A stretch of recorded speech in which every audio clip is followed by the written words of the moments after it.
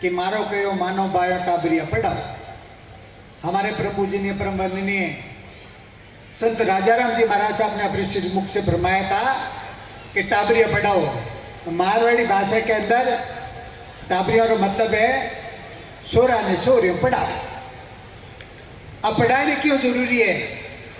पढ़ाने इसलिए जरूरी है कि आपके ये ग्रस्त रूप की जो गाड़ी है, इस गाड़ी की दो पहिए हैं और दोनों पहिए के अंदर सामान्य हवाएं नहीं होगी, तब तक जो ये ग्रस्त रूप की गाड़ी को खींचने वाले जो बैल रूपी जो है पुरुष व स्त्री है, ये इसको बराबर खींच नहीं पाएंगे।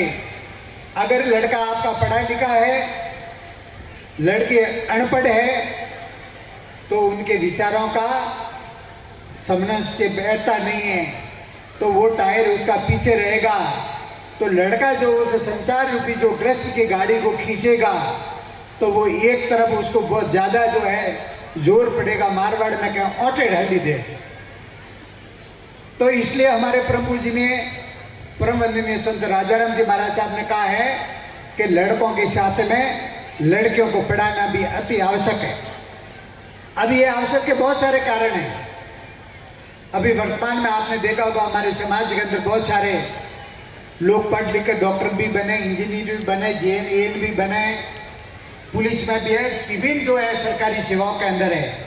और कुछ जो है हमारे नौजवान बहुत बड़े बड़े जो है परमपिता परमात्मा के असीम कृपा से व्यापारी भी है, उद्योगपति भी है। अब उनके बच्चे पढ़े लिखे, उनको लड़कियां पढ़ी लिखी चाहिए। जब आप अपनी लड़की को पढ़ाओगे नहीं तो आपके घर में पढ़ी लिखी बहू कहां से आएगी, ये आप कल्पना कीजिए। जब आप गांव के अंदर कहीं भी जाते हैं, लड़के का रिश्ता करने के लिए सबसे पहले पूछते हैं आपकी लड़की कितनी पढ़ी लिखी है। मैं आपसे कहता हूं आपके घर में आपकी बेटी कितनी पढ़ी लिखी है, तो बेटी तो के बाहर ही पढ़ने के बंद करा दी। क्यों? कि घनी पढ़े जो कह सोरी पूरी बगड़े कौन कह, यह हर कोई कहता है कि बच्ची बिगड़ जाती है। मेरा ऐसा मानना है, ये सबके अलग अलग अपने जीवन के अनुभव है। मैं कहता हूं आप अभी जो हमारे पूर्व वक्ता सावलराम जी वीडियो ने ये कहा था कि हम हमारी जो लड़कियों को जो पढ़ाते थे उसको डांटे नहीं, हम हमारे बेटे को पढ़ा रहे हैं उसको डांटे नहीं। उसकी जरा सी भी जो गलती होती है उस गलती को प्रेम पूर्वक उसको समझाएं। क्या करें? उस लड़की को समझाने की चेष्टा करें, कोशिश करें कि बेटा तुम जो काम कर रही है इससे तुझे क्या जीवन में नुकसान होगा, इससे तेरा जीवन नरक बन जाएगा, तेरे जीवन की सारी खुशियां समाप्त हो जाएगी।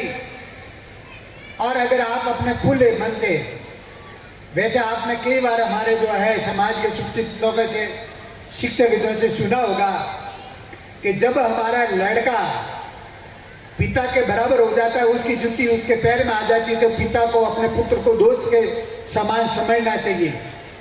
और माँ भी जब उसकी जुत्ती अपने बेटी के पैर में बराबर आ जाती है, तो अपने बेटी को बेटी न समझकर उसको सहेली समझे, यानी उसकी शातिर समझें और शातिर समझकर उसको समझाने का प्रयास करें। मैं दावे के साथ में कहता हूँ, गारंटी के साथ में कहता हूँ, अगर आप लड़की को अपने जीवन में सारी एडवांस सब बातें उसको पहले अगर बढ़ा देंगे, समझा देंगे, तो मैं ये दावे के साथ में कहता हूँ आपकी लड़की किसी लड़के से कभी ठगी नहीं जाएगी, आपकी लड़की किसी अदर कम्युनिटी के लड़के से लव मैरिज नहीं करेगी और नहीं भगेगी। भक्ति कब है? बच्ची को अनुभव ही नहीं, बच्ची को अच्छे बुरे का भेद ही नहीं है, और वो बिना समझ में गलत कदम जब उठा देती है, किसी दलदल में फंस जाती है। और जब जो घोर दलदल में अगर कोई इंसान फंसता है, आपने देखा होगा और सुना होगा, अगर वो कितनी भी दूसरे पैर से अगर तो ताकत लगाता है, तो जितना जोर से ताकत लगाता है उतना ही ज्यादा उस दलदल के अंदर फंसता जाता है और फिर वो उसके अंदर दफन होके मर जाता है। इसलिए वो फिर वापस बाहर नहीं निकल सकता, ना तो आपका लड़का हो ना आपकी लड़कियां हो। इसलिए आप सभी जो माताएं हैं उनसे मेरा विशेष आग्रह है कि आपकी जवाबदारी और जिम्मेदारी है कि आप हमारी जो बहनों को उस शिक्षा दिलाने में सहयोग करें, बच्चियों के ऊपर आप जो है अपना पूरा ध्यान रखें, क्योंकि नारी ही सब कुछ है। अभी हमारे जो मंच संचालन करने वाले कार्तिक भाई ने कहा था माँ क्या है, और माँ ही सब कुछ है। मैं कहता हूँ अपन सब पुरुष जो है, हमारा भारतीय संस्कृति के अंदर पुरुष प्रधान देश है। हम पुरुष चाहे अनपढ़ हैं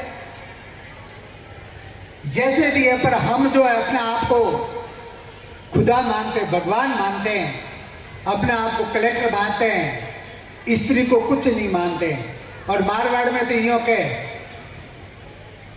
आतो के ऊपर घरी जो है सुबह है, लक्ष्मी आतो के घर में ही फूटी लगे। मैं कहता हूं ऐसा नहीं। वर्तमान समय में किसी संतों ने कहा, किसी कवि ने कहा है कि ये जो आपकी जो आज इस स्त्री के 3 स्वरूप है, स्त्री के नारी के 3 स्वरूप है। ये आपका और हमारा देखने का नजरिया अलग अलग है। जिसके अंदर जैसे संस्कार है, जिसके अंदर जैसी समझ है, जिसके अंदर जैसी बुद्धि है, और उस बुद्धि से, उस नजर से उसको देखता है। अब स्त्री के 3 स्वरूप, यानी सबसे पहला स्वरूप है वो है हमारा माँ का। अब आप कहोगे पहले माँ का स्वरूप कैसे? माँ का स्वरूप इसलिए है कि जब हम इस संसार में जन्म लेते हैं, पैदा होते हैं, तो हमें माँ प्राप्त होती है, क्योंकि हम माँ के 9 महीने इस कोख में रहते हैं, और कोख में रहने के बाद में हमें माँ दूध पिलाती है और छोटे से बड़ा करती है, और ये पूरे इस संसार का ज्ञान करवाती है। इसलिए सबसे पहले हमारी जो माँ है स्त्री। दूसरी जो है हमारी बहन, क्योंकि हम जब जन्म लेते हैं तो या तो हमारी बहन हमारे घर में पहले आई हुई थी है, या हमारे बाद में जन्म लेती है। तो दूसरा जो स्त्री का स्वरूप है वो हमारा है बहन का। और तीसरा जो स्वरूप है स्त्री का, जब बड़े होते हैं, यौवन होते हैं, और यौवन अवस्था के अंदर जब शादी होती है, तो हम इसको देखते हैं पत्नी के स्वरूप में। तो सबसे पहला जो स्त्री का जो महत्व है वो है माँ। अब माँ क्या है? माँ और मंदिर में कोई फर्क नहीं है। माँ और मंदिर में कोई फर्क नहीं है। आप लाख बार, करोड़ बार मंदिर के अंदर जाइए, नतमस्तक होइए, करोड़ों की अगर आप भेंट चढ़ा दीजिए, और माँ को अगर आप वंदन नहीं करते हो, और माँ अगर आपको दिल से दुआ नहीं देती हो, तो ये आप शायद कितने भी चक्कर लगा दो, आपके जो आशीर्वाद परमात्मा के, शायद मैं मानता हूँ फलीभूत नहीं होता है। और माँ क्या है? माँ मक्खन है। माँ का हृदय मक्खन के जैसा है। माँ मलाई है क्या? माँ मिठाई है, माँ मधु है, शहद है। कई शहद मीठी है। ये आप देखिए माँ का जो शब्द का जो है प्रभाव कितना, जब आप नाम लेते तो आपके मुंह के अंदर पानी आता है। और माँ के ममता की कहानी तो आपने सुना ही होगा। किसी लड़के ने किसी लड़की से दोस्ती की, और उस लड़की ने, वो लड़की बड़ी समझदार थी, वो गुरुमुखी थी। उस लड़के ने कहा मुझे तेरे से प्रेम हो गया है, मेरे तेरे से प्यार हो गया है। लड़की ने कहा तुझे सच में प्यार है? कि बिल्कुल मुझे तेरे से प्यार है। तो तू, तेरी माँ का जो है